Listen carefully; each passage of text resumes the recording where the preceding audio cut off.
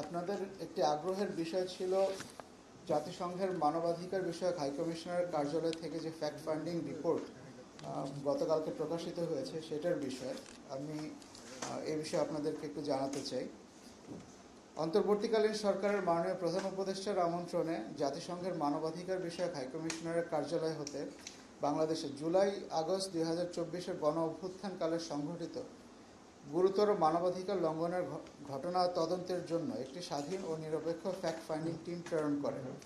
Fact finding team গত 16 September 2024 তারিখ থেকে তাদের কার্যক্রম শুরু করে এবং প্রায় 5 মাস স্বাধীনভাবে তাদের দায়িত্ব পালন শেষে গত বছরের 1 জুলাই থেকে 15 আগস্ট তারিখের মধ্যে বাংলাদেশে সংঘটিত মানবাধিকার লঙ্ঘনের ঘটনাসমূহের বিষয়ে গতকাল তাদের প্রতিবেদন প্রকাশ করেছে। জাতিসংঘের এই প্রতিবেদনে ফ্যাক্ট ফাইন্ডিং টিমের কার্যপরিধি অনুযায়ী আলোচ্য সময়কালে সংঘটিত ঘটনার দায় নিরূপণ, কারণ অনুসন্ধান এবং ভবিষ্যতে পুনরাবৃত্তি রোধে সুপারিশমালা প্রদান করা হয়েছে। জাতিসংঘের এই ফ্যাক্ট ফাইন্ডিং টিম মানবাধিকার লঙ্ঘনের ঘটনার সাথে সংশ্লিষ্ট বিভিন্ন স্থান পরিদর্শন এবং সহিংসতায় আক্রান্ত ব্যক্তি ও প্রত্যক্ষদর্শী, রাজনৈতিক দলসমূহের সদস্যবৃন্দ, আইনশৃঙ্খলা রক্ষাকারী বাহিনীর বিভিন্ন পর্যায়ের সদস্যবৃন্দ এবং সংশ্লিষ্ট বিভিন্ন অংশীজনের সাক্ষাৎকার গ্রহণ করেছে। এছাড়াও ফ্যাক্ট ফাইন্ডিং টিমের তথ্য আহ্বানের প্রেক্ষিতে 959 জন ব্যক্তি ও প্রতিষ্ঠান তাদের নিকট বিভিন্ন তথ্য প্রেরণ করেছে। অনুসন্ধানকালে বাংলাদেশ সরকারের বিভিন্ন সংস্থার নিকট তথ্য চাওয়া হয়েছিল এবং সরকারের তরফ থেকে তাদের অনুরোধকৃত তথ্যাদি প্রদান করা হয়েছে। ফ্যাক্ট ফাইন্ডিং টিমে বিভিন্ন ফরেন্সিক বিশেষজ্ঞ, আইন বিশেষজ্ঞ, আগ্নেয়াস্ত্র বিশেষজ্ঞ সহ অন্যান্য বিশেষজ্ঞগণ অন্তর্ভুক্ত ছিলেন।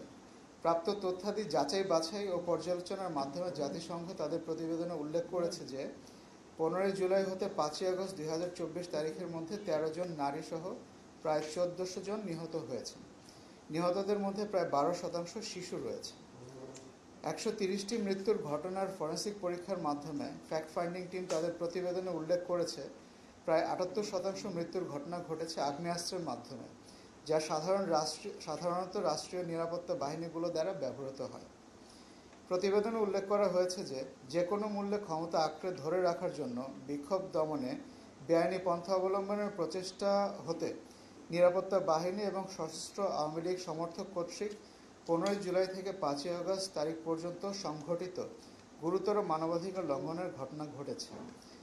পুলিশ, আধা সামরিক বাহিনী, সামরিক বাহিনী, গোয়েন্দা সংস্থাসমূহকে ব্যবহার করে সরকার তথা তৎকালীন ক্ষমতাসীন দল আওয়ামী লীগের রাজনৈতিক নেতৃত্বের সজ্ঞানে ও সমন্বয় এবং নির্দেশনার মাধ্যমে এই ঘটনাগুলো সংঘটিত হয়েছে মর্মে প্রতিবেদনে উল্লেখ করা হয়েছে।